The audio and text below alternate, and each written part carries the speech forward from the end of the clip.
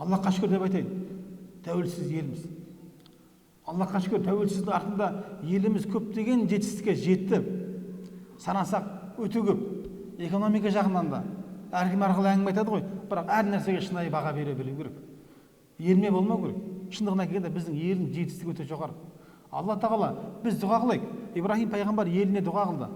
Мұхаммад саллаллаху алейхи ва саллям Мединеге дұға қылды. Сол дұғаның берекесінен Медине мен Меккеде әлі күнге шейін береке бар. Барып қарасаңыз, тау, тас, құм, сахра, шөл. Бірақ бір дұғаның артында береке бар да, жамандығынан пайда шықпайды. Сен дұға қыл. Альхамдулилlah, елімізде жеткен жетістік өте көп. Соның бірі көптеген мешіттер ашылды. Зәулім мешіттер ашылды. Әлемдегі 10-ға кіретін мешіттер Қазақстанда бой көтерді, құрметті ағайын. Әлемде теңдессіз медреселер елімізде бой көтеріп жатыр. Қараң, оқу орындары ашылып жатыр да. Және де біліңіздер, сол оқу орындарында, сол мешіттерде Аллахқа шүкір аптасына жұма күні жоқ дегенде уағыздар болады. Болмасам күнделікті мешіттерде сабақтар болады. Не айтқым келіп тұр?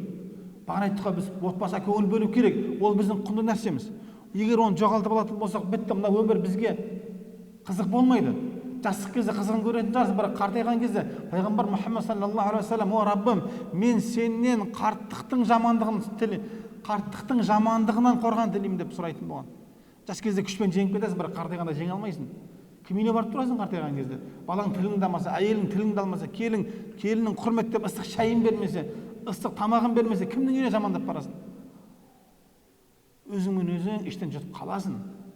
Бұл ауру үстіне ауру әкелетін нәрсе да. Сол үшін адам баласы отбасы құндылық дедік қой. Енді біз ең бірінші тәлім тәрбиені өзімізден бастауымыз керек.